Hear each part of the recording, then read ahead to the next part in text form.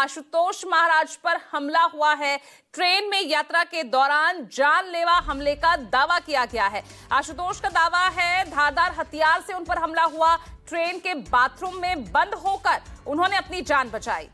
तो आशुतोष महाराज पर यह हमला हुआ है। ट्रेन में धारदार हथियार से हमला होने का दावा वो कर रहे हैं और वो कह रहे हैं कि किसी तरह से उन्होंने ट्रेन के बाथरूम में बंद होकर उन्होंने अपनी जान बचाई।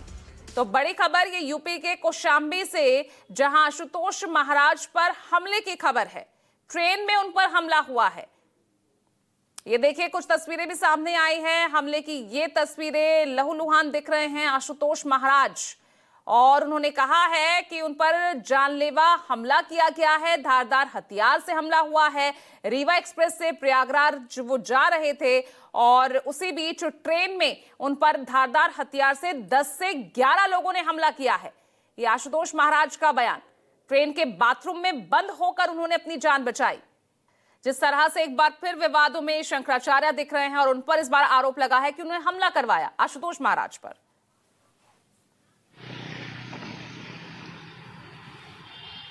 देखिए, आशुतोष ब्रह्मचारी से विवाद तो पहले ही चल रहा है। सभी लोग जानते हैं कि जो नाबालिग बटुक थे उनके ऊपर यौन शोषण का जो मामला है, ये पूरा कहानी जो है वो आशुतोष ब्रह्मचारी की तरफ से ही बताई गई थी। उसके बाद उस पर मुकदमा भी दर्ज किया गया है, जिसमें अभी अग्रिम जमानत मिली है शंकराचार्य स्वामी अभिमुक्तेश्वरानंद को। अब आज अचानक से ये खबर सामने आई कि ट्रेन में सफर करने के दौरान आशुतोष ब्रह्मचारी पर हमला हुआ। देखिए, चोट के जो निशान है वो दिख रहे हैं, लेकिन अब इसमें मेडिकल होना है कि चोट कितनी गहरी है, कैसे लगी।